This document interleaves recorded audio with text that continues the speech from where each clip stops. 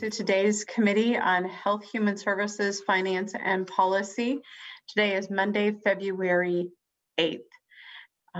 Welcome, everyone. We have continuing our discussions of the amazing efforts that have been put forward in response to COVID. Wanted to make sure that everyone had a chance to tell their story.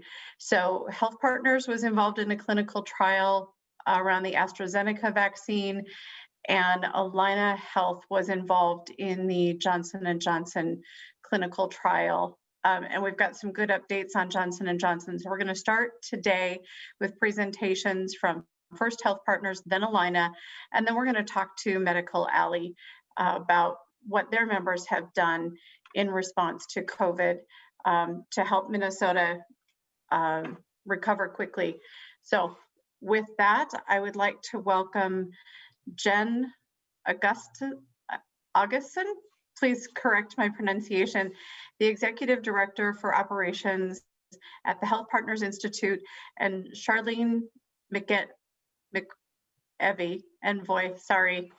please correct that pronunciation as well, who is the clinical investigator. And I had the chance to be on a call with both of these very talented professionals. Wanted to make sure you got to hear the work that they've done as well. Welcome to committee, and please proceed.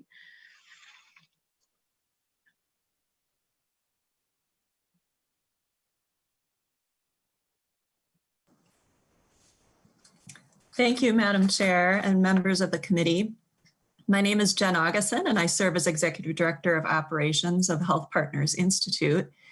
Thank you for the invitation to share information about HealthPartners' participation in the AstraZeneca Oxford University COVID-19 vaccine trial. When we began planning for this trial last August, very little was certain about the timeline for vaccine development that would bring an end to this pandemic. So you can imagine the excitement and hope that we felt when we received the invitation from AstraZeneca to be the only site in Minnesota and one of about 90 sites nationwide that would help advance this research and make vaccines a reality. Today, we'd like to share with you some background on our research capabilities at HealthPartners, an overview of how the AstraZeneca vaccine works, and what this clinical trial entailed.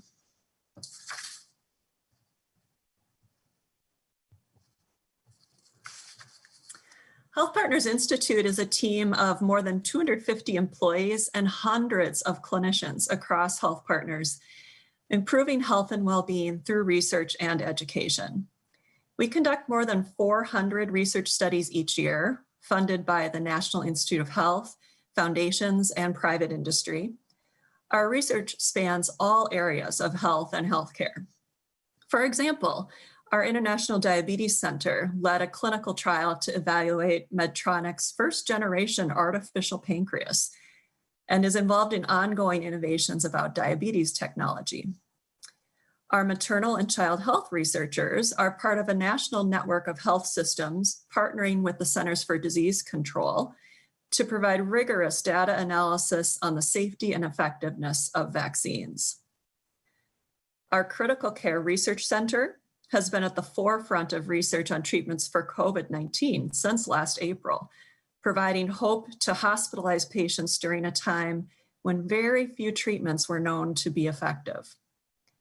Our goal is to improve healthcare across HealthPartners and across the community through our partnerships with other health systems, with funding agencies, and by publishing and spreading what we've learned.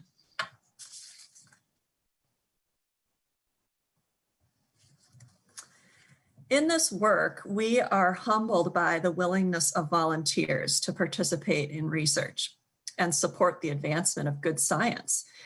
We have rigorous safeguards in place to ensure the safety and positive experience of our volunteers. In addition to regulatory oversight at the institutional, industry, and federal levels, HealthPartners has pursued and received accreditation for our rigorous policies and processes to protect participants and to ensure high quality research across all of our studies. At the individual participant level, we take great care in what is known as the informed consent process.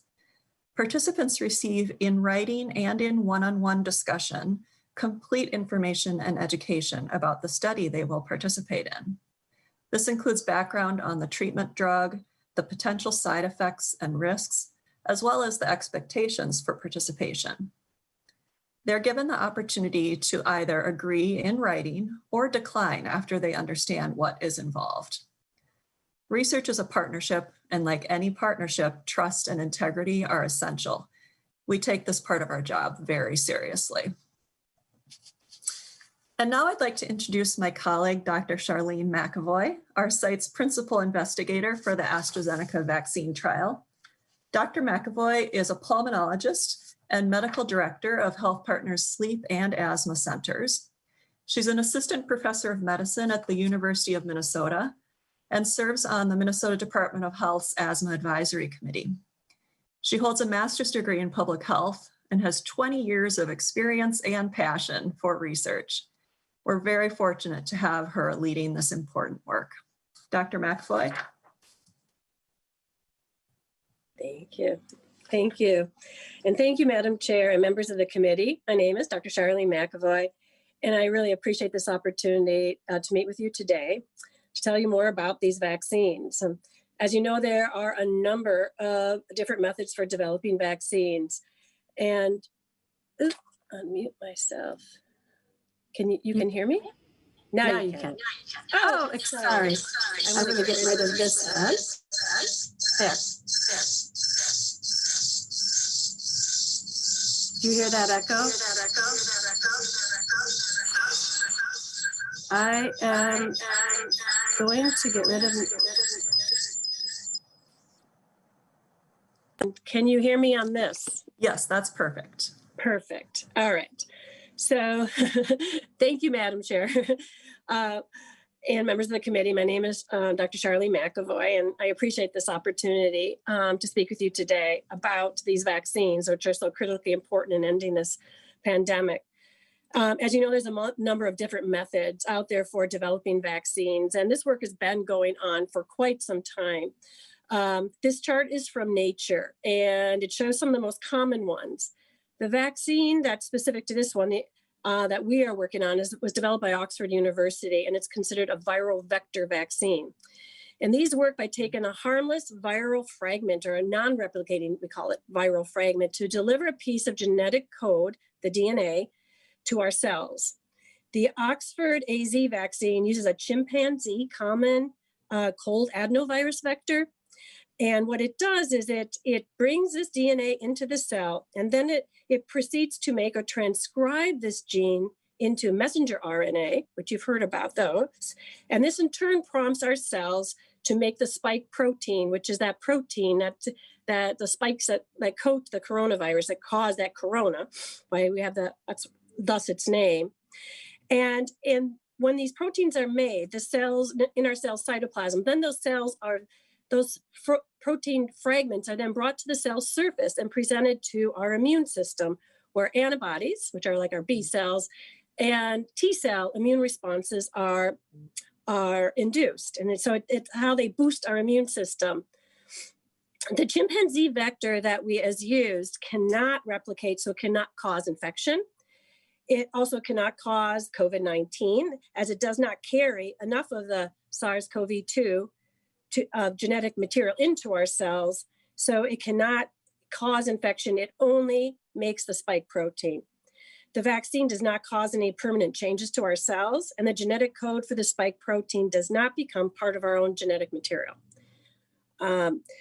With all viral vectors, one issue to consider is pre-existing immunity. That's always one of the concerns about the viral vector vaccines.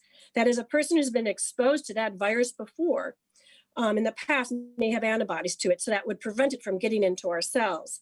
But previous research on this vaccine is that the virus, they call it's the ChAd-OX1 viral vector. It's been found to be really low for us to get pre-existing antibodies to it, very, very low. Other viral vector vaccines include like the one developed by Janssen or the Johnson & Johnson.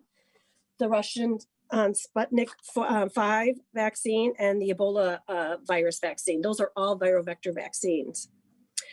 The Pfizer and Moderna vaccines, which are currently being distributed in Minnesota, are messenger RNA vaccines rather than DNA-based. Both Moderna and Pfizer vaccine and messenger RNA are carried by these lipid nanoparticles, which contain that PEG or polyethylene glycol into the cells rather than use a viral vector. They're skipping that DNA part of it and they're going right to the messenger RNA.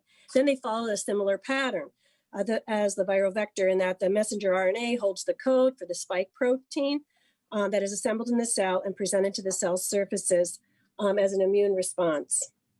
These comparisons are not to say that really one is better than the other. I think they're all going to be contributing to our advancement of actually vaccinating our community. And we're going to need multiple vaccines to be able to distribute it throughout the world and globally. I think next slide. So what do we know about the effectiveness of the AstraZeneca Oxford University vaccine? It's been approved for emergency use in over 50 countries, and that's as of last Friday. The United Kingdom and Brazil trials have shown, this is published in Lancet, that there's an effectiveness of 70% in preventing symptomatic disease and 100% in preventing the severe disease. And new evidence suggests that it may even be better if the dosing interval is 6 to 8 weeks to 12 weeks, and that after the first. Right now, currently it's being done 4 weeks after the first. But it may actually provide better immunity if the interval is a little bit longer. We also know that there's been more information coming out, just published online, coming out of work being done in sub-studies by Oxford University, is that it may reduce transmission. And they really feel it does, because by checking serial swabs on people who do have symptomatic COVID, they would see that the viral load would markedly decrease by like 67%. And they are seeing that reflected in their communities in the UK, that it does seem to decrease transmission. They have found that it does appear, and I heard in an investigator meeting this past Friday, that it does appear to be effective in preventing illness from the British variant of COVID, but that there's information coming in, and they're currently studying how it is, how effective it is against the South African strain as well as the Brazilian. Some information came out in the South African strain. It does not, it's like similar actually to what was seen with the Johnson & Johnson. It's not as effective to prevent mild symptomatic. They didn't have enough information to say whether it could prevent serious COVID, because there weren't enough. There was such a small sample size that there weren't any severe COVID in either the placebo or the treatment arm for them to make a comment if it could prevent serious illness. So that's still pending. So that's why they have it on hold right now, rolling out in South Africa till they get more information. More information hopefully will be coming on Brazil. One of the big advantages of this vaccine is that it can be produced quickly, and it can be distributed using regular refrigeration, and it can be stored with standard refrigeration for up to 6 months. And so those are some of the key advantages to that as far as distribution. Okay, next slide. So I'd like to tell you a little bit more about the US trial for the AstraZeneca Oxford University, in which we are proud to have been participating in and contributing to. This was a phase 3 trial, which means it's that some safety and efficacy trials were done before, phase 1 and 2, and this was a larger trial to get a better idea about more widespread efficacy and safety. It was a randomized placebo-controlled trial. It was 2 to 1, so for every 2 people got the actual treatment or the vaccine versus 1 who got placebo, which is normal saline salt water as the control. This was funded by Operation Warp Speed, which was critical to have this happen in the US to boost resources and be able to ramp this up as far as the production of it to jumpstart the process. Across the US, more than 30,000 people were enrolled in this study at approximately 90 sites. And we will be following these people for 2 years. At our site, we enrolled 804. We are one of the top enrollers in the US. It was exciting. Our strategy for recruitment really was aimed at assuring that we included and directed to people who are not only more at risk to be exposed to COVID, but also, the SARS virus, but also to develop symptomatic COVID, because we needed to know if it would be effective in treating populations that were most at risk to develop severe COVID. And so we were looking at people with close contact professions, obviously healthcare, also the food service, education, public transportation, meat packing. Those were some of the occupations that we're looking at. Our first responders and police officers who were enrolled.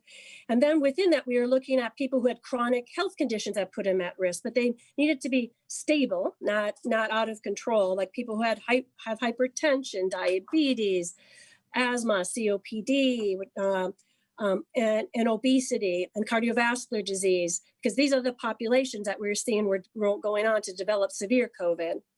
And finally, we're within all these populations, we made a special effort to reach out to our communities of color, our Latinx, our Native American, our Hmong, and our Black communities who have been disproportionately affected by COVID.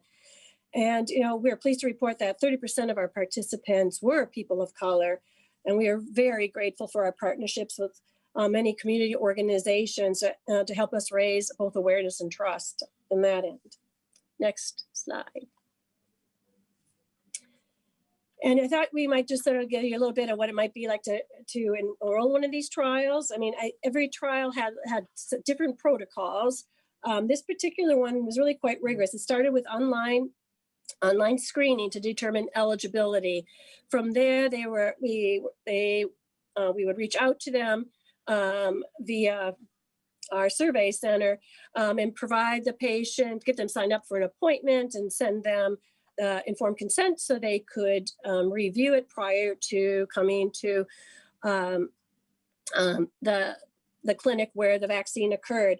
At the first visit, the patients were expected they'd be screened to make sure they were indeed eligible to continue in the trial. That included a physical exam and, again, a series of questions.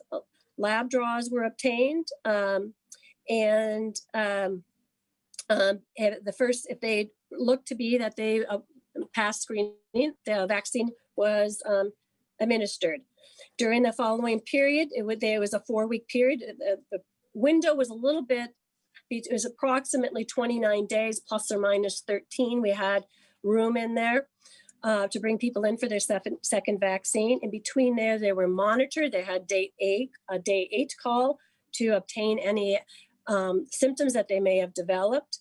Patients were also informed that if they developed symptoms that were very typical of COVID, anywhere from congestion to cough, shortness of breath, body aches that lasted more than 2 days, they were to let us know, and we would bring them in for an illness visit to see if indeed they may have had COVID. Cultures were done throughout this whole process, actually 3 different types. We had nasal absorption, nasal swab, as well as the nasopharyngeal cultures. When people returned again, they would get their labs drawn. Vaccine 2 was administered, and again, we would continue to follow them. Over the course of the trial, there is approximately 9 to 11 visits over the 2-year. 11 people were in the initial 3,000 in the country were in the sub-study where additional information was obtained on safety and efficacy. And we are continuing to monitor them over the next 2 years with e-diaries and phone calls, as well as visits where they're coming in for us to obtain their blood to monitor their immune response to the vaccine. The current state across the country, the next slide, that the vaccine is closed. We are now in rapid data cleanup and entry so that we hopefully will be able to do our interim analysis actually this week with the primary analysis to be done the following week with hopeful submission to the FDA for emergency use authorization. This has been pretty much a 7-day-a-week process to get this data in. And once the emergency authorization is approved, which we hope it will be based upon its approval around the world, we will be able to offer this vaccine to anyone who's in the placebo arm of this study. With that, I would like to say again, thank you. It was a privilege to be a part of this important work and to be able to let you know about it.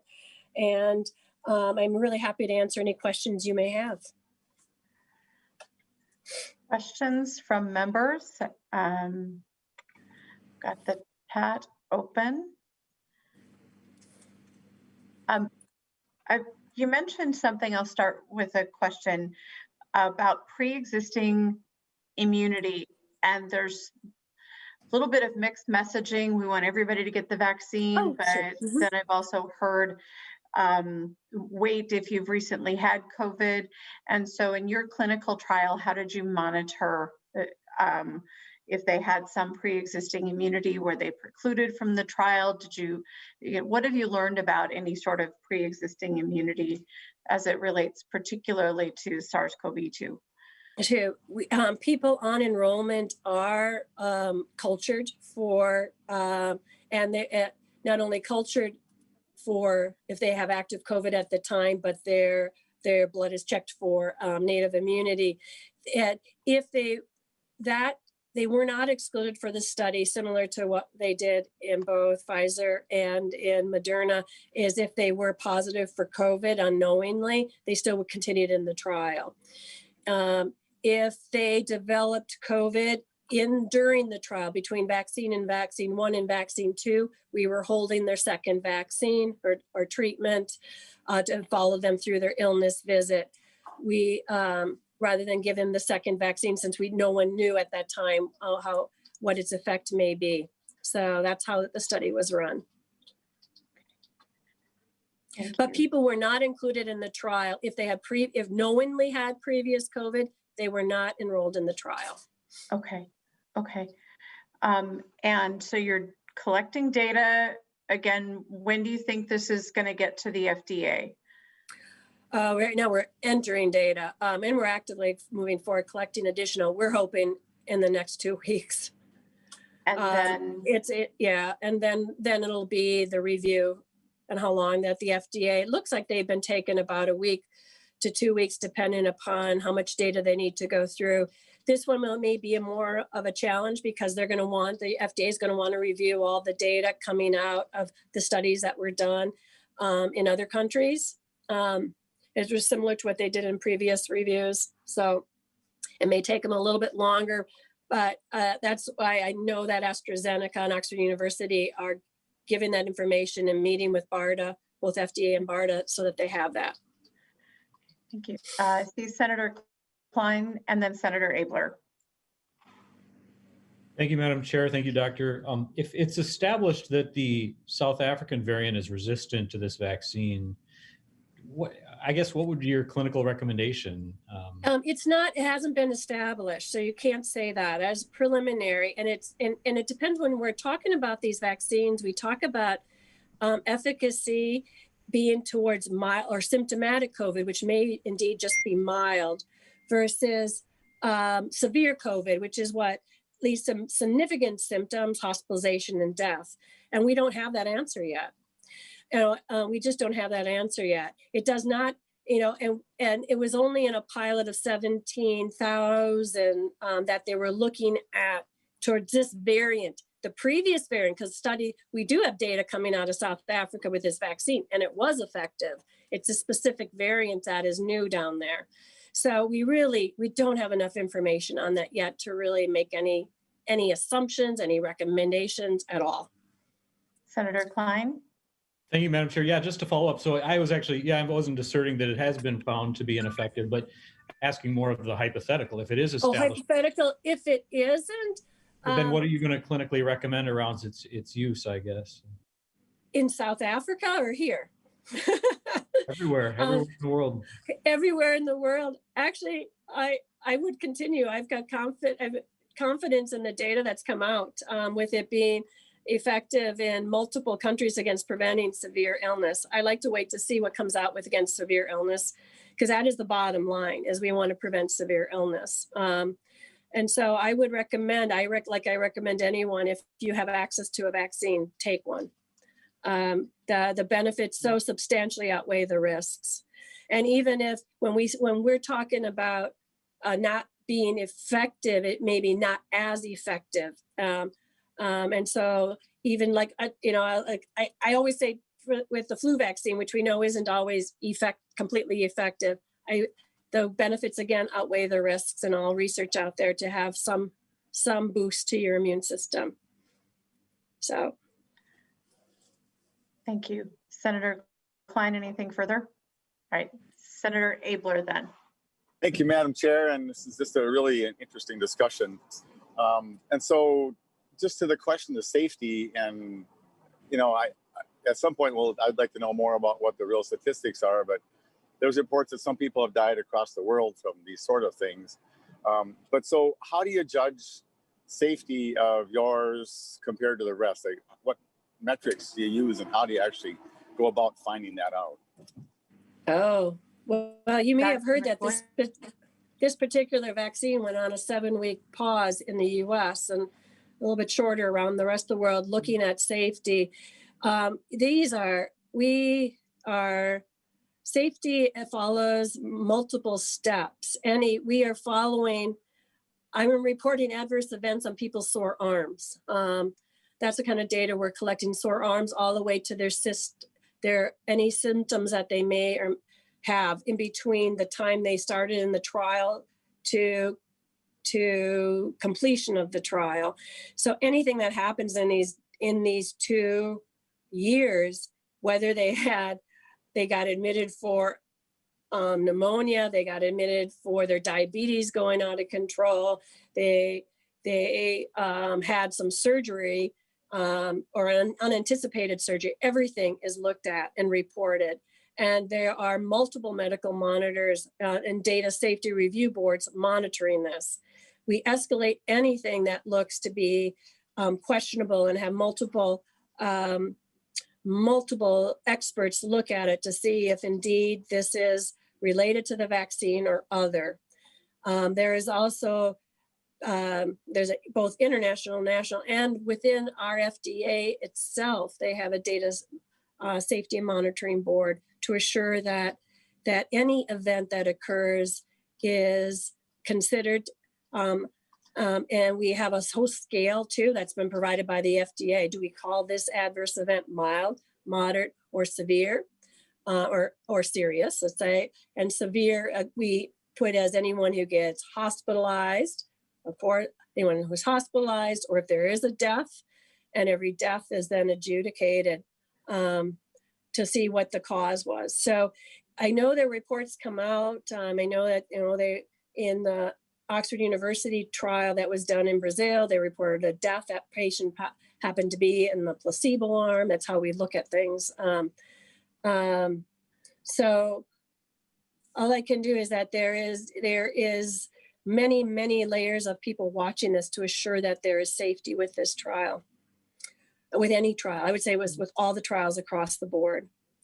And it also, we're going to see surprises when we know that if you have to look at who we do the trials in, we try to have it be representative of the communities that we are vaccinating, but it often, we can't completely. So if you look at the, the trials, like what percentage of them are similar to you, what percentage of them are in what age range, what ethnicity, what race, what are the chronic illnesses these people had in the vaccine. And we use all that to try to assess the safety across multiple populations. But that is always the challenge of research is how do we identify that'll be like the next phase is which of these vaccines is best for what population. Senator Abler, anything further? Well, and I appreciate that. I'm parked now, Madam Chair, so I'm not going to crash into anything. So that was a good answer, and I know it's difficult. And just one more question, then I'll just listen. Does this vaccine require? Does this require an adjuvant like some of the other ones do that are kind of toxic by their own nature? Sorry, this one doesn't have an adjuvant. No, it's a viral vector, pure and simple. I think, and then I think the Norovax is one that's got a little adjuvant on with the nanoparticle. So that's the difference with that one. Thanks, Madam Chair. Senator Abler? That's it. Thank you. And I want to thank the team from HealthPartners again for re-upping this presentation. And I hope any public who've chosen to watch today realize what a challenge it is to get, we're not even at a year, and we're wrapping up a clinical trial on a third US vaccine, and HealthPartners got to be part of that. So I want to thank you for joining us today. We're going to move on now to Allina, the Janssen Ensemble COVID-19 vaccine clinical trial. And Bunny, I'm not going to try to pronounce your last name. I'm going to ask you for help on that. I've butchered enough last names already. You're the Vice President of Research, and we are so fortunate. We 2 clinical trials in the Twin Cities area here in Minnesota. So if you would introduce yourself and proceed. Thank you. Thank you, Madam Chair and the committee for inviting me today to give an overview of our Janssen, which is the Johnson & Johnson vaccine trial. Our principal investigator on this trial was Dr. Frank Rame, who is an infectious disease specialist and has been in the field for more than 40 years. He could not be with us today, so I'm representing Allina Health, and I hope I do him and the trial justice. Next slide, please. So Allina Health is dedicated to the prevention and treatment of illness, enhancing the greater health of the individuals and families and communities throughout Minnesota and Wisconsin. From our research programs, we have over 650 IRB approved studies that we conduct at Allina Health. All of our studies are patient-centered, and we focus on patient outcomes, scholarship, grants from NIH and other industry and foundation partners, and participate in a number of clinical trials with our industry partners within the state and outside the state. So we have a team of about 120 individuals within the research department. These are scientists, researchers, research coordinators, statisticians, regulatory specialists to ensure that there are checks and balances in place for the conduct of the clinical trials in a compliant and regulated manner. So we have very good safety checks and balances in place in our health system, and I'm very proud of that. So why were we chosen? Next slide, please, Kristen. Thank you. So why were we chosen as a partner with Johnson & Johnson, and why did they choose us as the only site in Minnesota to participate in this trial? We were selected as a priority site because of our infrastructure, our deep talent in infectious disease, and a research infrastructure that already existed for our infectious disease research portfolio, and our data infrastructures and the capabilities that we had therein to track individuals appropriately. There was also a very big priority from Johnson & Johnson and for us at Allina Health for recruiting diverse trial participants. This was an imperative for us, and as I will show you in the next slide, we did this. This is a core principle for us at Allina Health. We went about in a similar fashion as HealthPartners had outlined. We also tried multiple avenues and multiple ways to increase diversity and inclusion into our trial. We did this by translating our vaccine materials and our trial documents into multiple languages. We held listening sessions with several diverse employees as well as with employers to understand the barriers and learn how we could better support them as they would consider the vaccine for themselves or their family members or their community members. We also worked with partners in the support area as a community and community leaders to support the outreach options for recruitment. Many of our employees and many of our research staff actually served as vaccine ambassadors within their own communities, whether it was a church or a mosque or a temple. And we would serve as those ambassadors to be able to highlight the value of the trial and to encourage individuals to join up. We also worked on eliminating barriers for our patients for access. This is one of the biggest problems we have is access to healthcare. And we wanted to make sure that they had the access by providing transportation and other means when they did become eligible to schedule. Next slide, please. I will not go too much into the technical science of the different vaccines because I think Dr. McCoy did an excellent job of that. I will focus more on the trial itself, what it was, and some of the results. This was a multi-center phase 3 double-blinded randomization trial, one-to-one randomization for the adenoviral vector 26 vector, which has been previously used in the Zika virus and has also been tested in Ebola.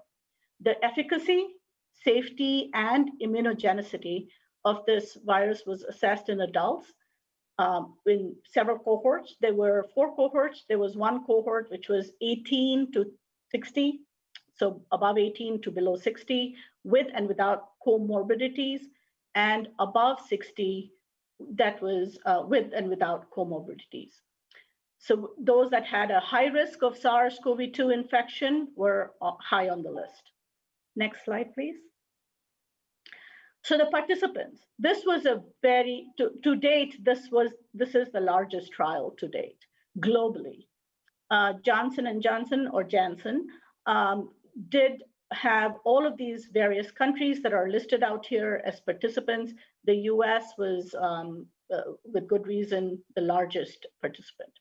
The trial itself started in the week of September 2020. So it is truly amazing that in January was when we all discovered COVID, and now by September, we were in a phase 3 trial. It was it's literally a testament to the science and the breakthroughs that we have had in science. For us at Allina Health, this was indeed one of the proudest moments I can say in my 30-year career as a researcher, and for Dr. Frank Rame, if I could speak for him, in his 40-year career as an infectious disease specialist, this was the most important trial that we have participated in our lifetimes. Previous slide, please. Yeah. So just to highlight again, this was the first person was vaccinated in September. We started the trial in our site at Allina Health sometime in November, and we ended it in December. Next slide, please. So the timeline, this is also a 2-year study, with about 8 visits. And there are visits in which blood draws are done, and daily or bi-weekly, I should say, updates are provided through an app that you can get on your phone. And you simply have to answer very simple questions of yes or no to COVID symptoms. You are provided with self-temperature check monitoring and oximeter for monitoring your oxygen levels if you do present with symptoms. And the follow-up will occur for a 2-year period. Next slide. So what about our data? Our last day of enrollment for us at Allina Health was 12/18. The number here is slightly higher actually by the time the trial ended. It was worldwide, it was 43,783 patients or participants.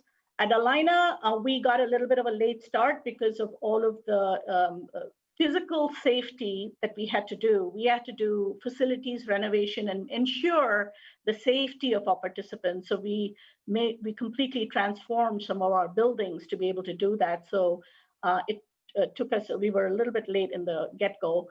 We randomized 230 participants and vaccinated 230. And those are the cohorts that I've listed out here and the breakdown of the cohorts. Next slide, please.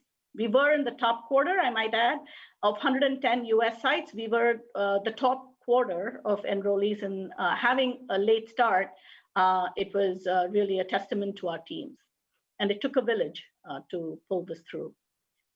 So some of the demographics that I would like to share with you, we had 52% female and 48% male in our cohort, and 11%. We reached a target of 11% diversity, would have liked to have more, and I was very happy to hear the HealthPartners had 30%. That's outstanding. Again, we tried our level best, and we hope to improve on this in the years to come. On average, clinical trials as such, the participation of African American, Hispanic, and BIPOC is very low.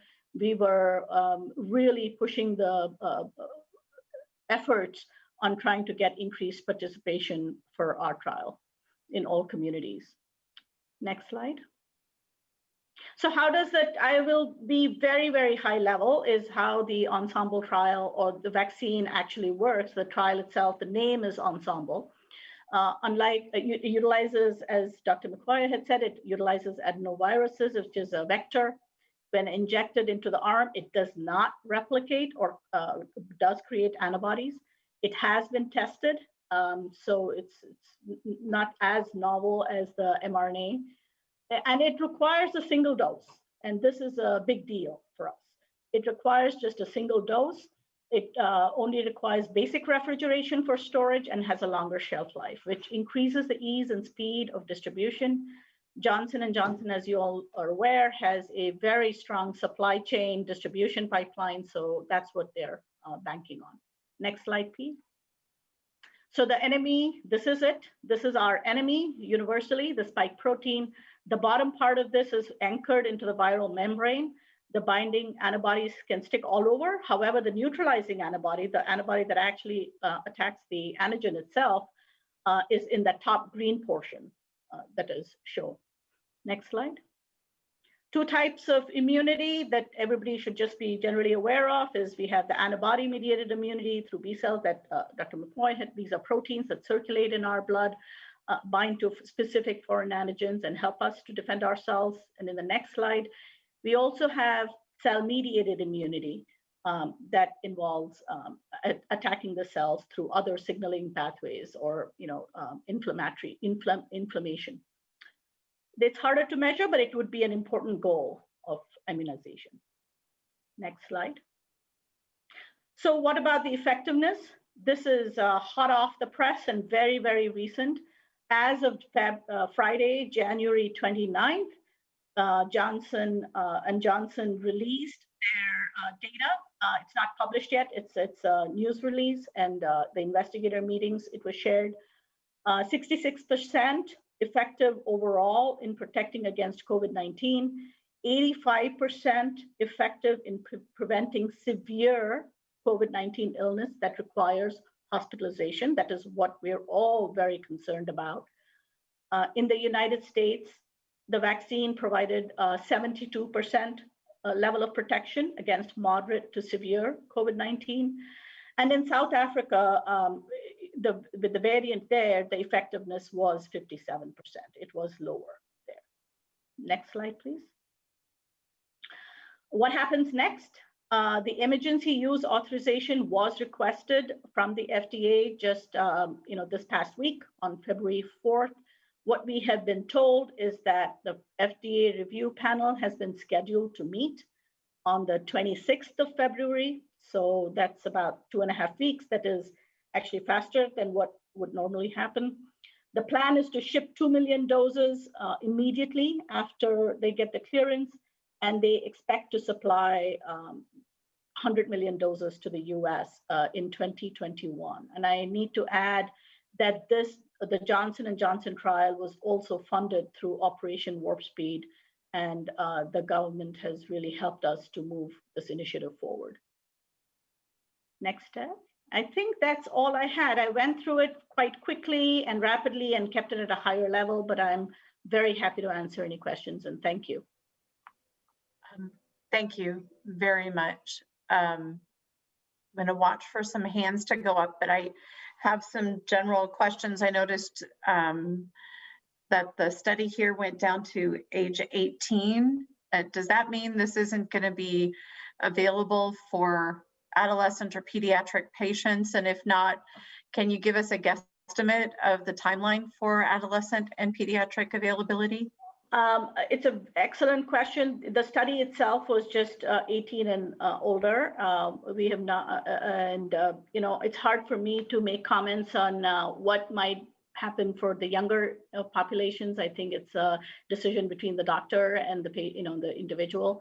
That's not really my role. But as far as whether it'll get opened up at some point later, again, the data will have to speak for itself. Right now, the trial is really, the results really are only for 18 and above. Okay, thank you. Senator Abler. Thank you, Madam Chair, and here to help with questions. I didn't catch your name, I'm sorry, but can you just Thank you. That's a really interesting topic. Can you tell me how you judge efficacy? Because I can't imagine all the people that had your vaccine never really got exposed. So what's the proxy that you use to judge? Yeah, that? if it hospitalizations, severe COVID symptoms, if there were no COVID, just to point out, I am a participant in the trial too.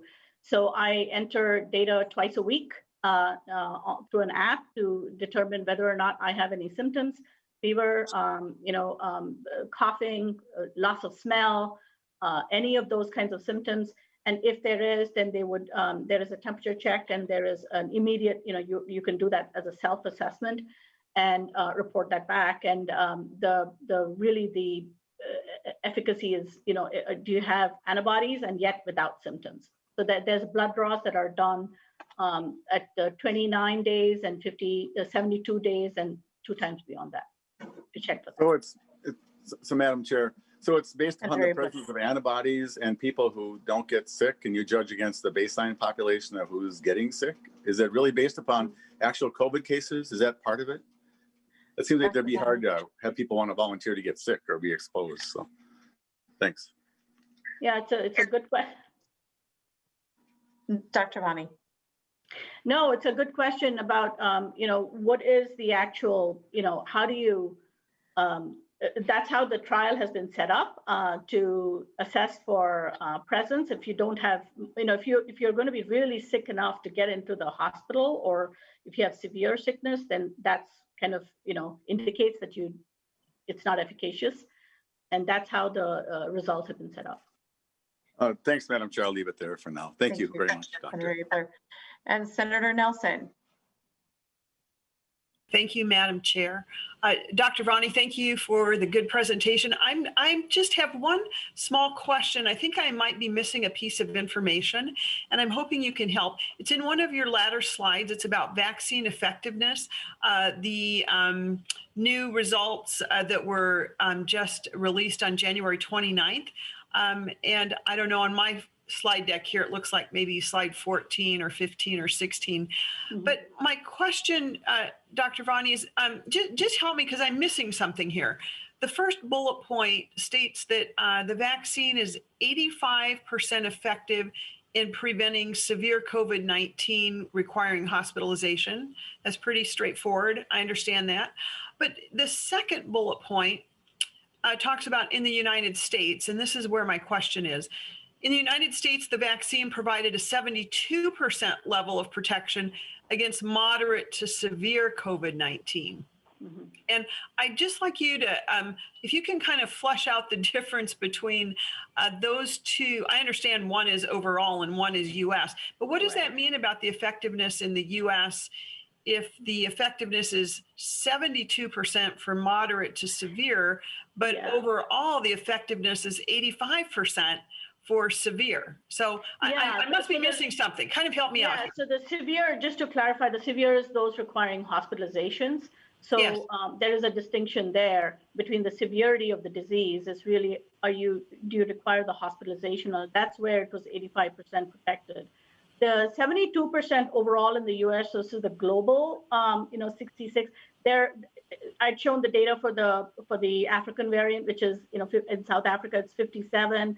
In some other countries, it was a little bit different.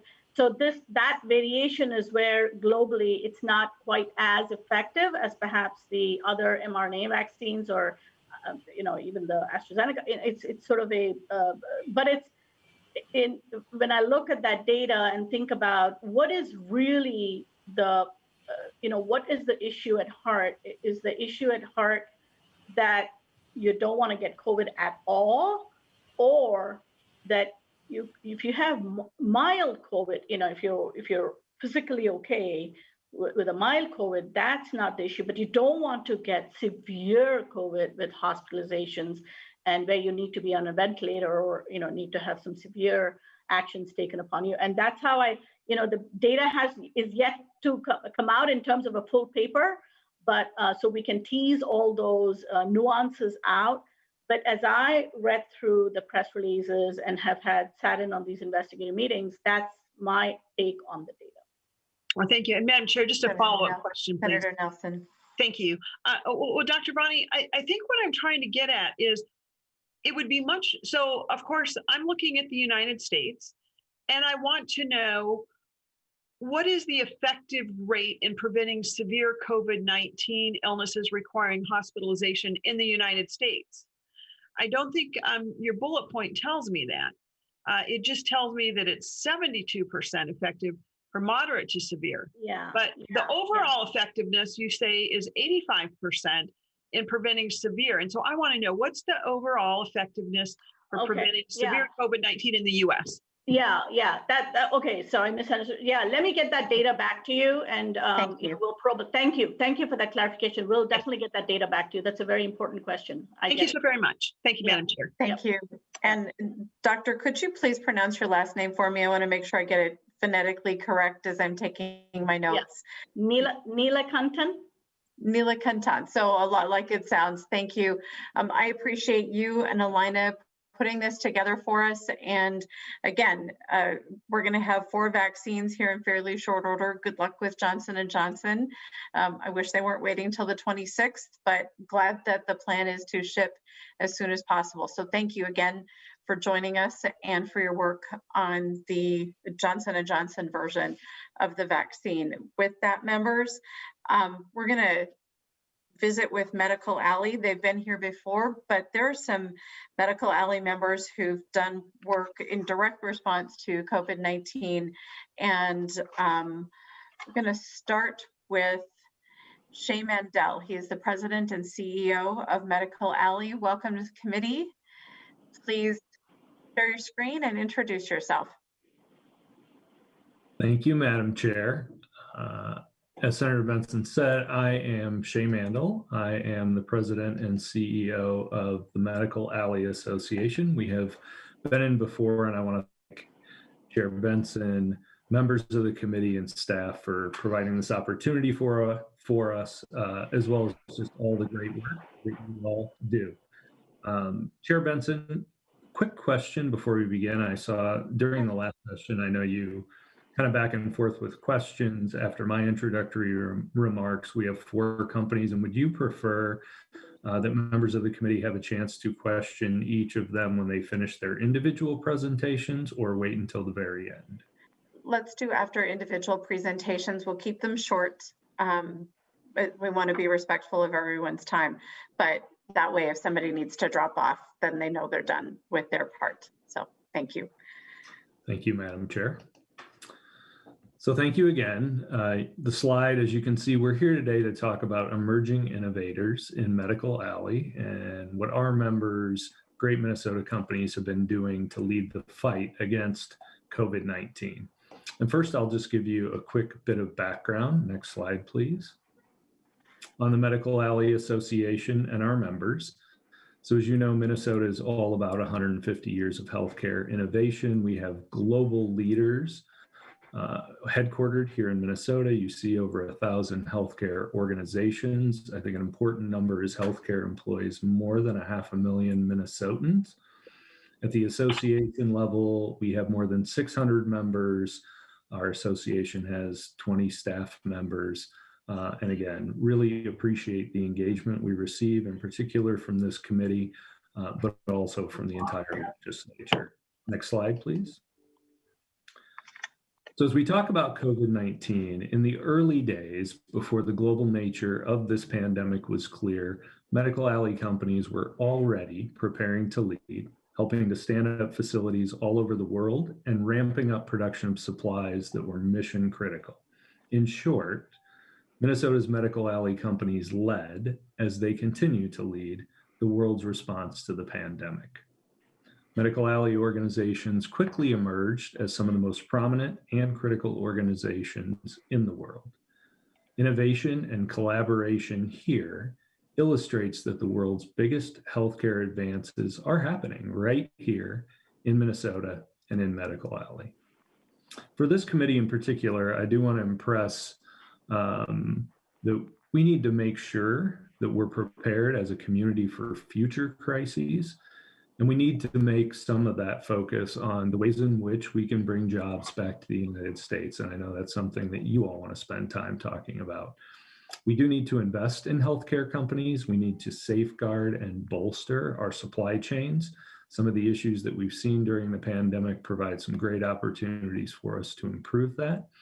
And we do need to certainly increase here in Minnesota our attraction of talent and prepare our existing workforce to have the impact on the future of healthcare. I also want to remind everyone, we do need to continue to support this innovative ecosystem that includes our entrepreneurs, many of whom you'll hear from today, and incubators to ensure that the state has the tools necessary to capture and retain the growth of organizations that drive our future economy. As you know, COVID-19 has forced every company to change the way it does business. And medical alley companies are continuing to meet the demands of this current COVID-19 world and will redefine our healthcare future. Next slide. I want to talk to you for just a couple of minutes about Resource Connect. And I know you've all seen, and I would encourage you to look back on our report, Impact, Medical Alley and the COVID-19 Pandemic. But at the very beginning of the pandemic, we wanted to support the state. We wanted to engage our members. We wanted to be able to be a connector between those in need and those who had opportunities to shift manufacturing, provide PPE, or help. So we stood up Resource Connect, an online tool to make those connections. We did that on March 20th, and we had 7,000 visitors by the end of May and found 500 different opportunities to connect folks. A couple of examples, we were able to facilitate a donation from Concordia University's labs to Fairview for testing swabs. We worked with Boston Scientific, this is grassroots, just to identify and repurpose 8 ventilators that they had in a testing lab and get those to an area hospital. We coordinated the transfer of more than 800,000 dust masks from Starkey to Hennepin County and connected Be the Match and Fairview. And Be the Match was able to provide 3,000 swabs to Fairview. Next slide. So a little bit about the prominent medical alley companies that you all know well that were saving lives around the world. As you know, the Mayo Clinic developed a COVID-19 test even before we had a stay-at-home order here in Minnesota. Medtronic opened up the specs for their ventilators to increase production from any company that could do it, but also increased their own production 5-fold in just a few months. 3M, as you know, was on the front lines of filling the need for respirators. They doubled production, and today they're on pace to be producing more than $2 billion respirators, globally. Abbott, as you know, with a large presence here, received FDA emergency use authorization for 7 tests and have ramped up their production and are producing more than 50 million tests per month. Boston Scientific addressed critical PPE shortages and donated over 1 million face shields to healthcare providers, while Ecolab increased the production of their key sanitizing products to meet a 15x growth demand. And of course, the University of Minnesota has been educating the public with their projection model and leading clinical trials for a variety of therapeutics and partnering with the state and Mayo to increase test availability. Finally, I'll mention just a couple more. Takeda, which has made a significant investment here in Minnesota with their Biotherapeutic Center of Excellence, helped create the Plasma Alliance with a coalition of world-leading plasma companies working to develop a plasma-derived medicine to treat COVID-19. Philips received clearance to use its ultrasound solutions to help treat lung and cardiac complications. Smiths Medical shared their intellectual property for portable ventilators and also aided in vaccine development by increasing the production of their needles by 125 million units per year. Next slide. But today, I think we also want to show you companies besides those you see in the headlines that make a big impact every day. We have 4 companies today: Bio-Techne, Zipnosis, Breathe99, and Viriad. And I'm happy to introduce each one of them individually and allow them to make a presentation. Madam Chair, at this time, would you like me to pause for any questions from the committee? Nope, I appreciate it. And members, I asked that, yes, they touch on some of the big names we've all heard, but one of the key things that makes Medical Alley important is creating this ecosystem for innovation. And so that's why we're going to focus on some smaller companies and what they did. And you teed it up just right. So let's proceed. Thank you, Madam Chair.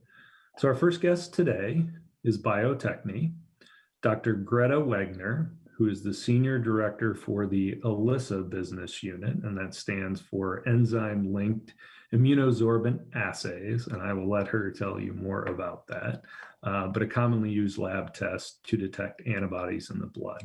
So Dr. Greta Wegner with Bio-Techne. Madam Chair and committee members, thank you so much for this opportunity to talk about our recent efforts to develop a COVID-19 antibody test. Next slide. Bio-Techne is headquartered in Minneapolis, Minnesota. Worldwide, we have 2,300 employees, of which 900 are based in Minnesota.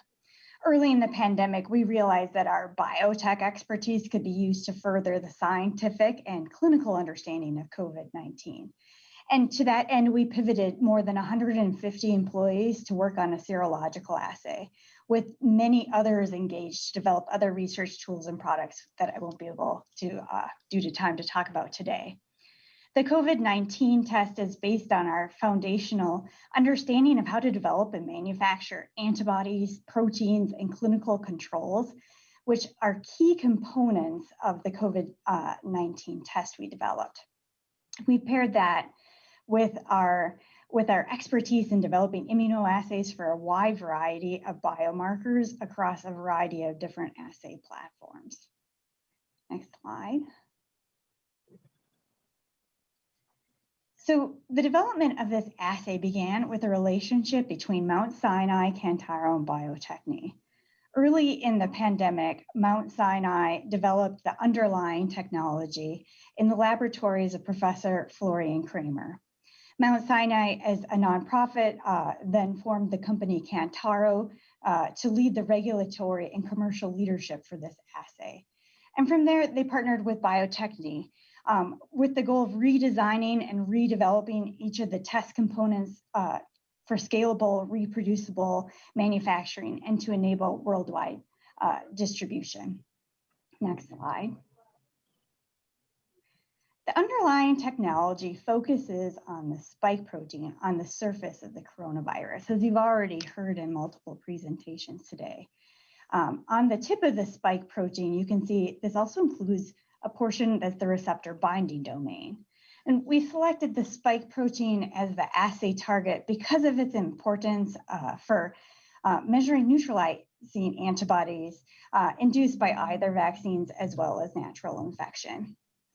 The methodology of our immunoassay is a two-step ELISA. In the first qualitative RBD step, we measure the presence of IgG antibodies and determine which of the serum and plasma samples are negative and which are putative positives. In the second spike plate step, the positives are confirmed and quantitative values are obtained. This two-step methodology ensures really high specificity of the measured result. Next. So, why do we need high quality and quantitative serology assays at this time?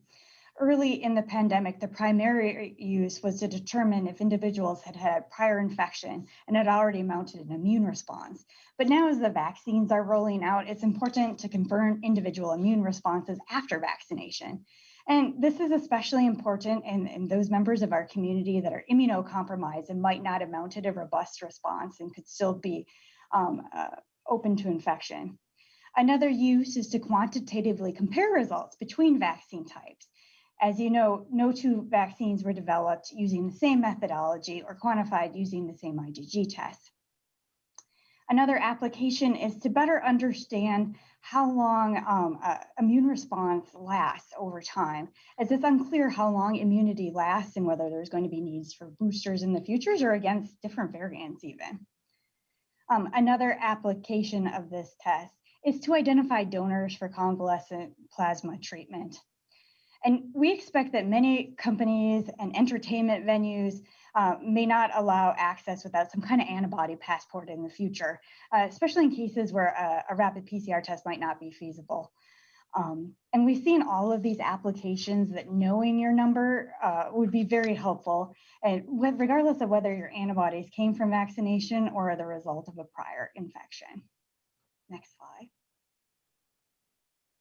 So just to review where we're at with regulatory status, we've received an emergency use authorization for the semi-quantitative claim in November. We're in the process of getting an EUA extension for a fully quantitative claim to measure neutralizing antibodies. We also recently received an EUA to identify convalescent plasma donors. In Europe, we have 2 CE marks for the fully quantitative measurement of neutralizing antibodies. And our filings in Canada and with the World Health Organization are pending. And it'd be my pleasure to answer any of your questions at this time. And members, will take a few questions now, and then we're going to keep moving. But so is this, you have the CE marks,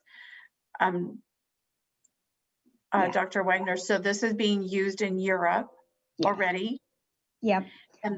And so who are your primary customers? This isn't, this virus is never going away, but who are your primary customers as you look in the next 3 to 6 months? Yeah, so Madam Chair, thank you for that question. We're looking at smaller laboratories who already have the equipment and capabilities to run an ELISA, but might not have access to some of the automated instruments. And so that includes all of those, both in Europe and the United States, that do a lot of esoteric testing in a clinical setting. We've also seen a lot of interest as vaccines and various treatments on the more research side. Those are evolving also. So there's applications both on the diagnostic side as well as within the research community. Thank you. And I'm watching for hands. I'm not seeing hands. And we do want to be respectful of the time that you have all put together. Thank you for this work. The complexity of getting through all these regulatory processes in this time frame is always, the science is fascinating, but that it's moved this quickly. Thank you very much for that. Let's move on to, is it Zipnosis? It's next on our... Yes, Madam Chair, next we have Dr. Lisa Ide, who is the Chief Medical Officer with Zipnosis. Hi, Madam Chair and committee members. My name is Lisa Ide. I serve as Chief Medical Officer for Zipnosis, leading our clinical team. Thank you for welcoming me to today's session. Next slide. I'm really looking forward to highlighting the work we've done at Zipnosis to help fight COVID-19 with appreciation to Medical Alley. A little background about myself. I am a thoroughly Minnesota-trained physician with an HCMC ER residency and 10 years of emergency medicine practice in the Twin Cities, followed by a second residency in occupational medicine at Regents Hospital, and then a decade of employee health and occupational health work in Minnesota. I have been at Zipnosis for more than 4 years now, and as Chief Medical Officer, I work with our informatics team, our customer success team, our regulatory team, and I've led our National Clinical Quality Advisory Council for the past 3 years. Next slide. So who is Zipnosis? Zipnosis is the white label virtual care platform that powers both triage and virtual visits for more than 50 health systems nationwide. Listed on this slide are just a few that represent the breadth of our customer base. We support 10 Minnesota health systems. Since our founding, we've screened and treated more than 3 million patients on our platform. And after the growth of the past year, it does feel like we're really just getting started with what's possible. At Zipnosis, we are sharply focused on innovation that improves the healthcare experience for patients and for providers. For patients, our goal is to make it easier to get healthcare by increasing access to high-quality care, minimizing patient wait times, and improving the overall patient experience. And our efforts so far have earned us a 64 Net Promoter Score among patients. Meanwhile, for providers, our goal is to help them get back to doing what they do best, which is actually providing care. We do this by automating nearly 99% of the administrative work on the provider side, and we build in clinical decision support. So we're able to achieve an average clinical work time for an asynchronous visit of about 89 seconds. And these visits have excellent antibiotic stewardship. Next slide. Our health system partners are currently using our platform to support a number of service lines from urgent care and primary care to behavioral health, post-op care, and occupational medicine. The past year has really proven that our platform can be applied to any healthcare specialty, thanks to the multimodal functionality that we have. So our platform supports 4 modes of care, both asynchronous and synchronous, through intelligent interviews, chat, phone, and video visits. And it also allows providers to move between modes of care in the context of a virtual visit. So for example, a provider can choose to step up a patient to video for further evaluation after the patient starts an asynchronous visit, or even request the patient come in for an in-person consultation. Both patients and providers can access the Zipnosis platform from anywhere, anytime. Next slide. One thing that also makes Zipnosis unique is our Clinical Quality Advisory Council, which we started 3 years ago. This advisory council is a group of 15 health system clinical experts across the country who actively evaluate virtual protocols and overall platform functionality. During the pandemic, this group became critical in helping us coordinate best practices for treating and managing COVID-19 while keeping pace with the ever-evolving CDC guidelines. We met several times a week during March and April 2020, and we were able to update our COVID protocols and questions on a daily basis. This was critical to our COVID response, and this frequent updating was highly unusual amongst our peer telemedicine companies. Next slide. Like many healthcare providers, Zipnosis saw explosive growth in the early days of the pandemic. In fact, in the first 11 days starting in mid-March, when the explosion of visits began, we saw a 3,600% increase in utilization across our platform as our health system partners shifted quickly to a virtual first strategy to limit the spread of COVID. We immediately got to work at Zipnosis, developing both a COVID-19 protocol and an English and Spanish 11-question screener for our more than 50 health system partners nationwide. Because of our unique asynchronous capabilities, in minutes, we're able to push the latest evidence-based care into the field through these tools. This allowed us to not only keep pace with ever-evolving CDC guidelines early on in the pandemic, but it also meant that our health system partners could customize in real time their patient education and patient routing recommendations. We've also added a protocol to evaluate patients who may be experiencing COVID-19 vaccine side effects in preparation for more and more Americans to receive the vaccine, and we're now working on a protocol for post-COVID discharge patients as well. In response to social distancing guidelines early in the pandemic, we removed referral criteria for in-person care to help limit the spread of disease. This also meant we were able to make virtual care accessible to even more patients, regardless of age or underlying health conditions. Next slide. As COVID testing became more widely available, we adapted our existing Zip Ticket functionality, which had historically been used for strep throat or flu tests, to serve as a way to connect patients with testing.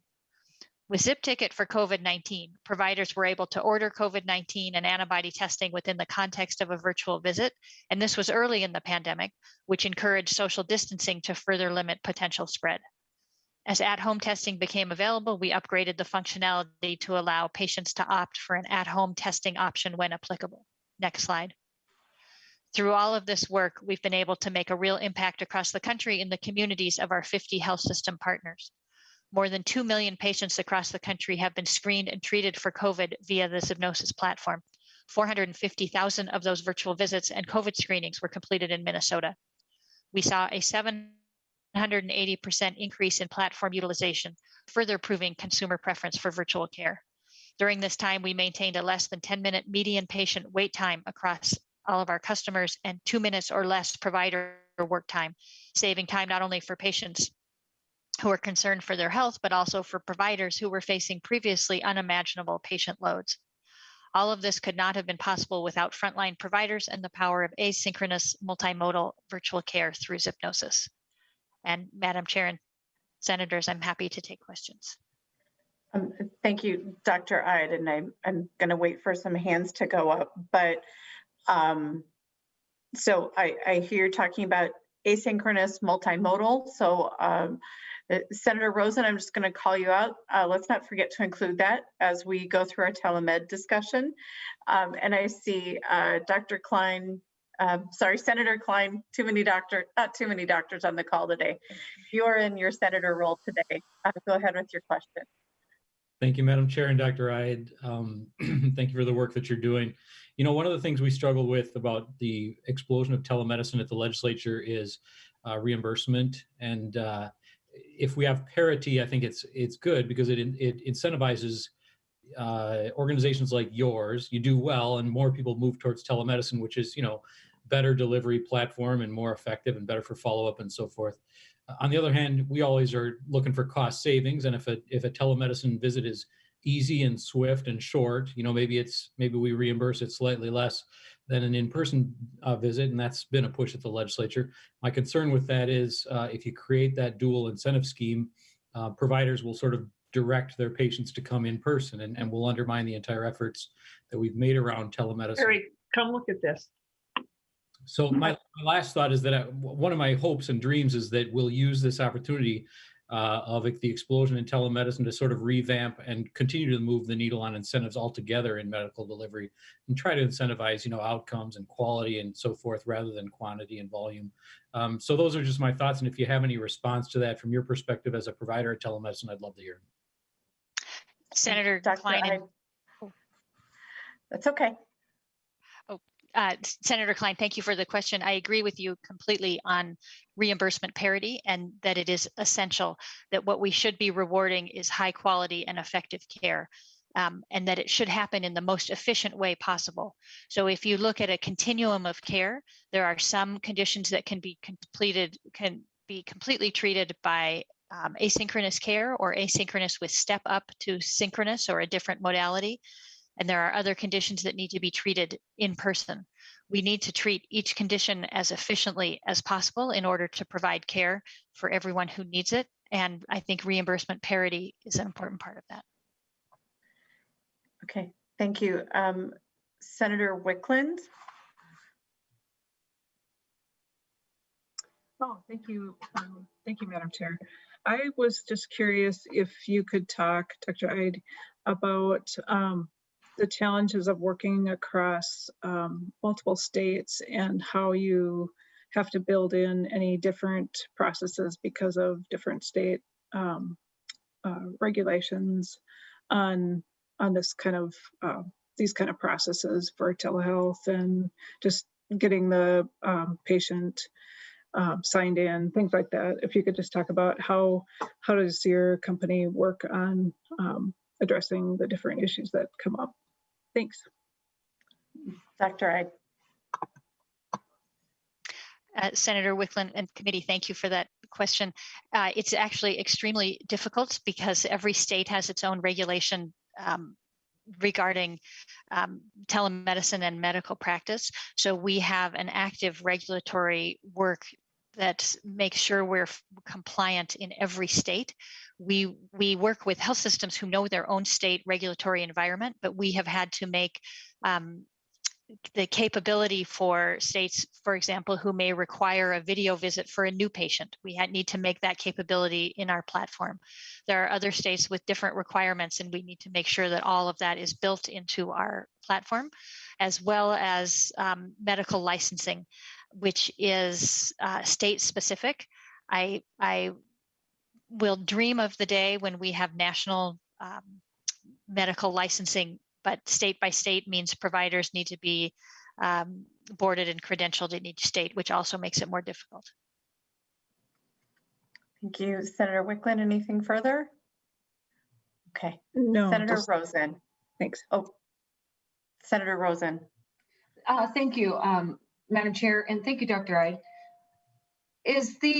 What are the areas of fraud that you see are something that we need to watch, that perhaps the department is going to be a little more reticent about or careful about? What would you like to tell us about the fraud part of telemedicine? What are you seeing?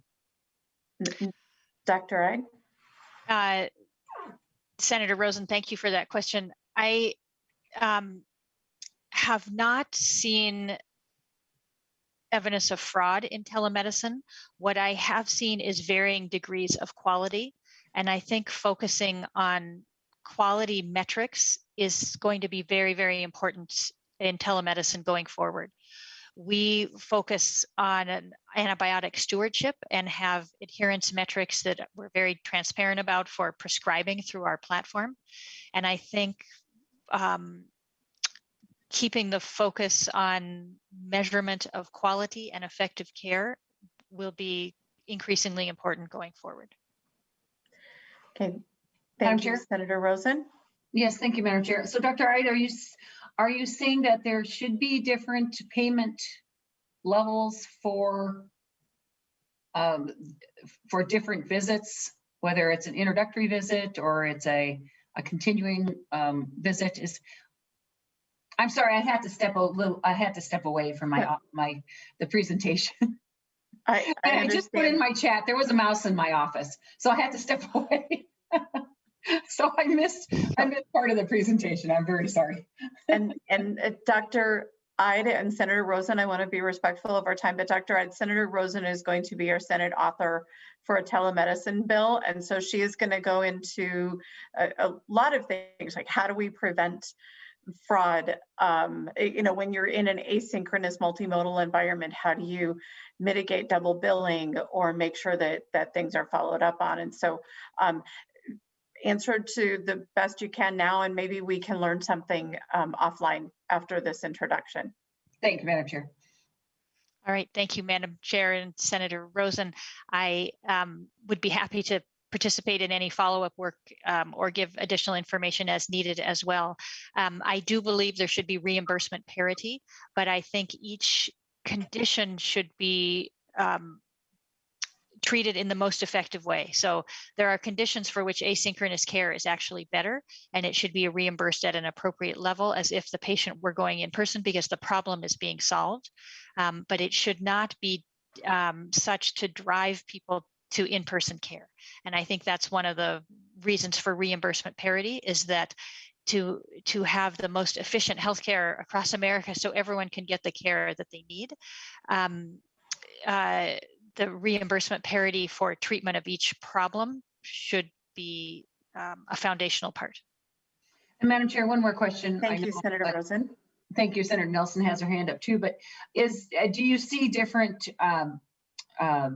issues work better with a telehealth visit, such as mental health, substance abuse, anything else that you find this modality really works well with? Dr. Ide? Madam Chair and Senator Rosen, absolutely. There are a number of conditions for which patients are choosing virtual care over in-person care, and in particular, they're choosing asynchronous and not even to be on video or phone, whether it's sexually transmitted diseases or mental health care, any personal conditions, or some who just prefer that mode of communication, just like many people prefer to text rather than have a phone call. You can do it on your own time as well with asynchronous care. So we're seeing our patients vote for virtual care by reason of the type of visit they're picking. Okay, thank you. And Senator Nelson, thank you. And members, just notice we have 2 more companies. We're going to go long today because this is an amazing resource. And as we continue to work, we're going to want to know what's out there. So Senator Nelson, to your question, and then we'll move on to Breathe 99. Thank you, Madam Chair. Dr. Ide, thank you for first, I love the name Zipnosis. That's a great name. And what you're doing, but and I also am very cognizant of the parity issue and appreciate your comments on that. I had one question, and it is a bit of a follow-up to Senator Wickland's question about the ease of telemedicine in different states that have different regulations, different rules, different payments, all that type of thing.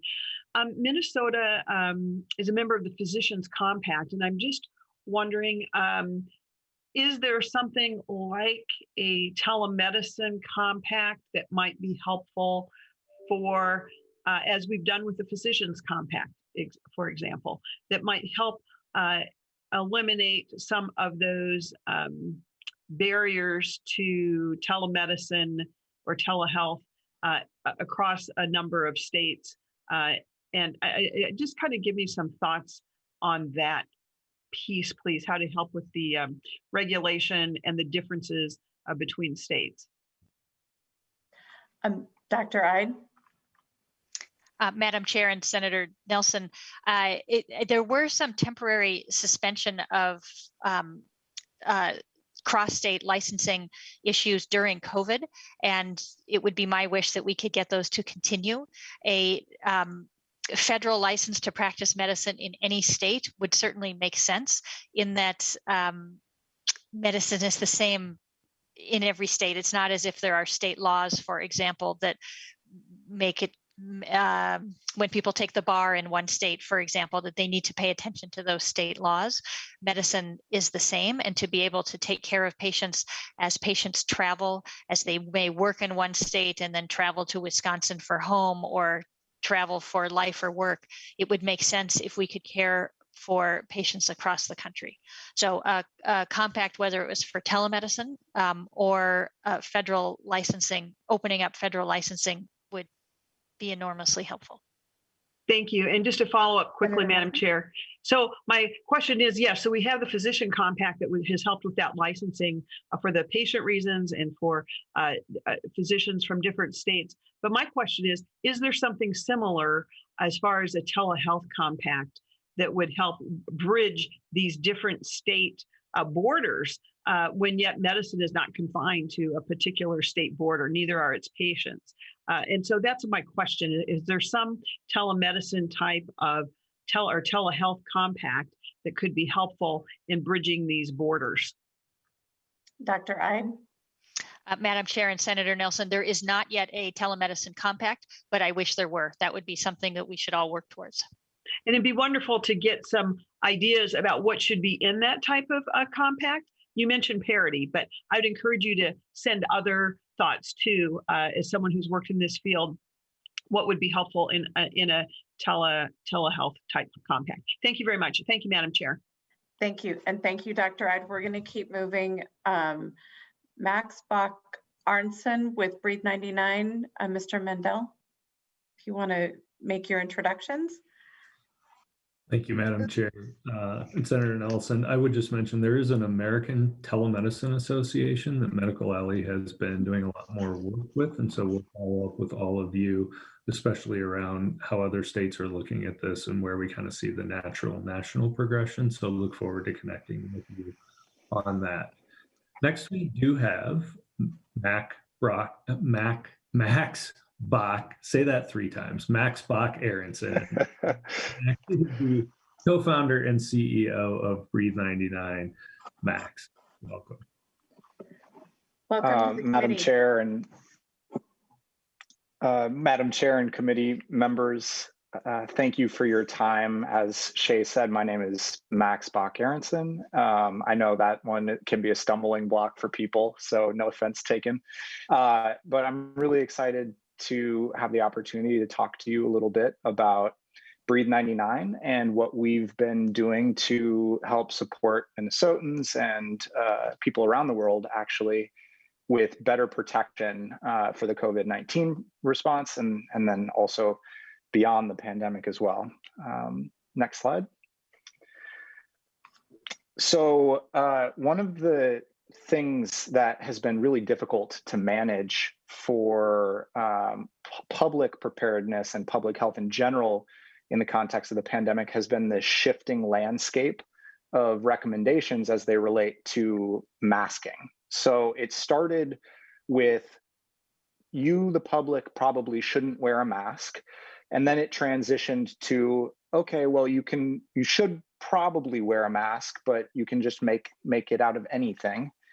And then we learned that it was better to wear a double or triple layer mask. And now, I mean, the most recent recommendations have been maybe to even double mask. And so there's been this converging consensus that really the public does need a high quality mask that's providing N95 level protection, but it's also comfortable and it's affordable in the long term. And it's great if it also looks good and is sustainable. Those things help actually drive more compliance and use with the general public. So there's these trends that are pushing people toward understanding how having a better mask and meeting some of these criteria is really relevant for their health, especially in the context of the pandemic. So if you go to the next slide. So this is what we've been doing at Breathe 99. We've been endeavoring to make the best community mask available. This is something that was actually born out of my experience studying abroad in Singapore. So I identified through both coursework and my lived experience in Southeast Asia that there just wasn't a mask that provided the comfort and protection that I needed to deal with the ambient air pollution in the area. And so we founded Breathe 99 in 2018 to bring the B2 mask to market. And I have one of them right here. And some of the big differences between the B2 mask and, say, a cloth mask is that underneath the interchangeable fabric overlays, we have this ergonomic patent pending face piece that seals on an individual's face. So it ensures that you're only breathing through the high efficiency electrostatically charged filters that are very similar. They're made of the same materials as 3M 95 masks. So you're only breathing in and out of the filters. It also prevents fogging of glasses and other sort of annoying pain points that we all have with masks. The mask is really easy to personalize and even brand with these modular fabric overlays, which is something that's really important for, again, driving compliance amongst people in the general public. And then it's also much more sustainable and cost effective in the long term compared to just a traditional disposable N95, because the only thing that you're disposing of are these smaller circular filters. And finally, one of the things that we're really excited about is that the whole system it was designed here in Minnesota, and it's also manufactured and assembled here in Minnesota using Minnesota-based companies. So if you go to the next slide, we're really proud to be a part of the sort of this Minnesota innovation ecosystem.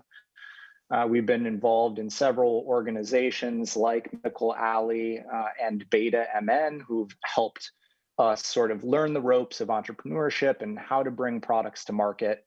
And we've also participated in the walleye tank at the Mayo Clinic and have done all of the testing to validate the design of the B2 mask at the University of Minnesota.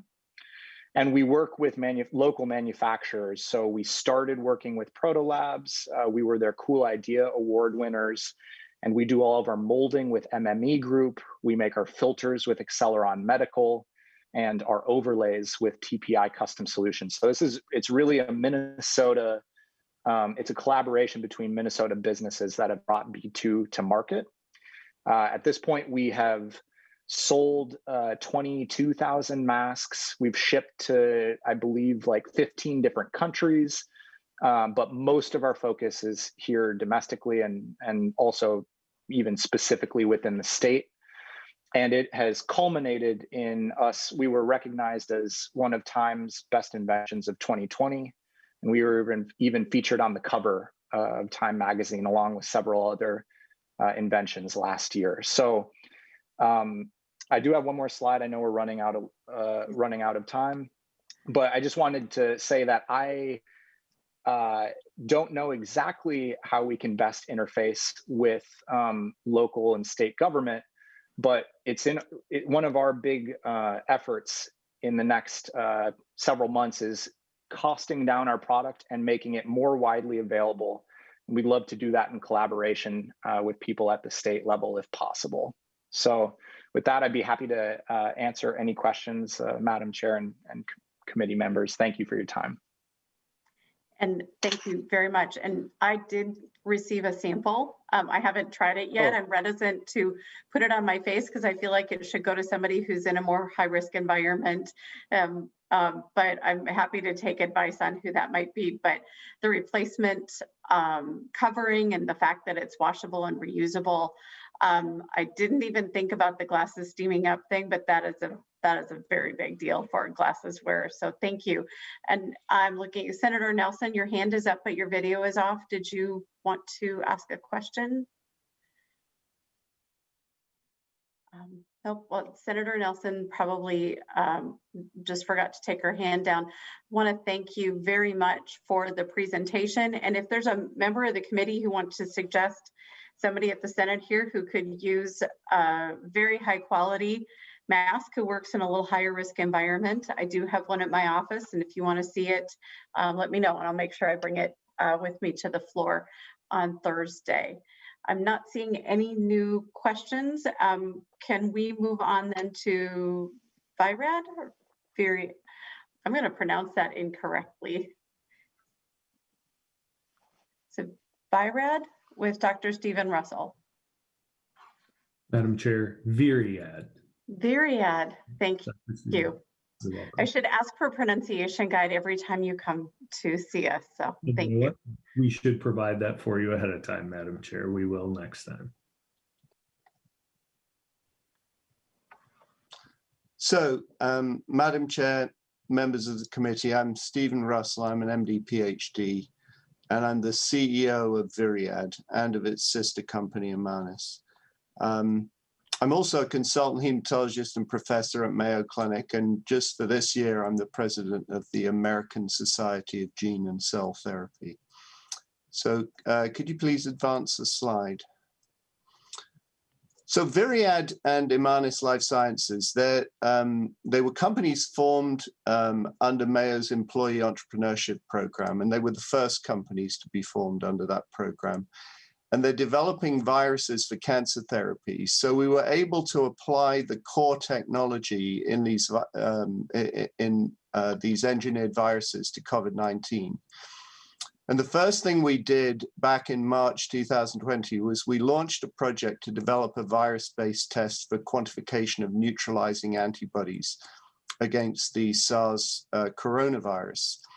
The gold standard assay for neutralizing antibodies involves the use of a clinical isolate of the coronavirus and has to be done in a level 3 biosafety containment facility. So why we were interested in neutralizing antibodies is because after individuals are vaccinated or infected, they develop a lot of different antibodies, only a small percentage of which are actually capable of neutralizing the virus.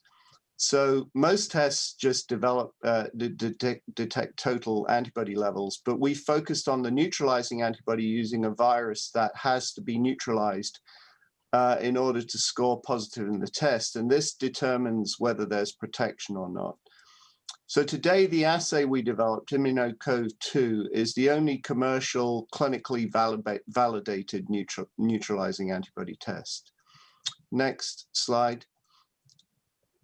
So this was highlighted in the Star Tribune at the beginning of December, and Joe Carlson locked on to the new word titer to be added to the vocabulary for the fight against COVID.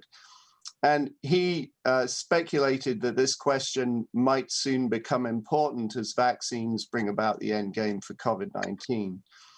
So the next slide just really addresses the question of why should we be asking what is my titer? And you can see in the first panel there that this is a study that we conducted at VIRAD, in which we obtained blood samples from individuals in New Jersey who got infected way back in April, just post-infection, and we measured their antibody titers. And we went back to the same individuals in October, and you can see there that in most of the individuals, the antibody levels have fallen substantially. And in 4 of those 14 individuals, they've become antibody negative. So what we're now using ImmunoCOV-2 for is to determine how fast antibody levels fall in various different populations. And post-vaccination, we all develop different levels of protective antibody, neutralizing antibody, which then decays over time and will eventually drop below protective levels. So what we need to know is how fast do these levels fall in different populations? What level of antibody is actually needed for protection? That's still an unanswered question. And on the basis of this, when should we be giving booster shots? So that's the ImmunoCOV-2 assay. The next slide just addresses another application of the same technology that we have been developing, and which I hope you will hear more about. This is an orally active SARS-CoV-2 vaccine. And we've worked with the University of Minnesota to test this virus in non-human primates. And we found that it is extremely active when given orally. And you can see in the chart shown there that in 4 animals that were immunized on the day 42 oral boost, there was a dramatic increase in their antibody, their protective antibody levels, indicating that this really does work when given orally, and there was no toxicity. So obviously this type of vaccine needs to be and can easily be modified so that it can afford protection, reliable protection against the mutants that are now arising. And in particular, it's that South African mutant and the Brazilian mutant. And it's really just one amino acid that has to be changed in the spike protein in order to cover that. It's the EEK mutation, E484K. But there may be other mutations that arise in the future that need to be covered as well. So we're obviously not going to be able to develop a vaccine and take it all the way through to global relevance. So we need to partner, and we're actually working on partnering with one of the major players, you know, Pfizer, Moderna, J&J, or AstraZeneca. And with that, I'll finish. Thank you, Madam Chair, and I'd be happy to take any questions from the committee.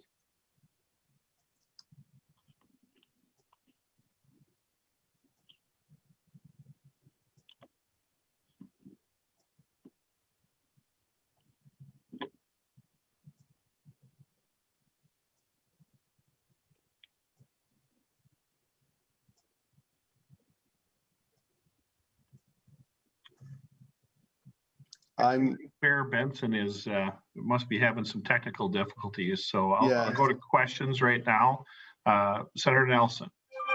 Thank you, Mr. Chair. Dr. Russell, so good to see you again, and it is so exciting to hear about your new work with the COVID SARS vaccine. And at some point, I hope to catch up with you again and hear about how you're using your expertise in things like cancer as well.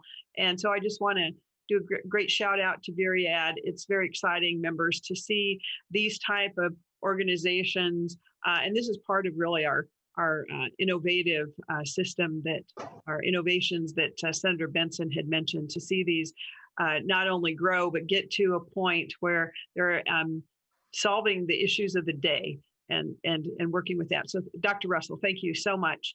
And we'll look forward to catching up with you later. Well done. And Senator Nelson, thank you for those kind comments. And Senator Klein. Thank you, Chair and Dr. Russell. Just wanted to add my laudits to Senator Nelson. What a brilliant presentation! How exciting! The very prospect of an oral COVID vaccine is something I hadn't even considered, and that's why we have innovators like you who think outside the box here in Minnesota. So God bless your work, and thank you for presenting it to us today.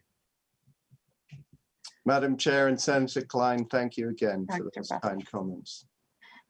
When I saw oral vaccine, I thought, oh my goodness, that's a game changer, especially when you're dealing with the potential of a pediatric approach. So with that, members, Senator Nelson, your hand is still up, but I think you've cleared your question. I don't see any other hands. I appreciate your patience today. A lot to present and a lot to learn as we continue to roll out our response to the SARS-CoV-2 virus and its impact on our community. I want to thank the folks from Medical Alley, from HealthPartners, and from Allina for being willing to share their expertise. Members, the agenda is going to be posted shortly for Wednesday. I look forward to continuing our work, and I appreciate your attention this afternoon. Again, thank you to everybody in Minnesota who's innovating as we continue this fight. So thank you, and with that, we are adjourned.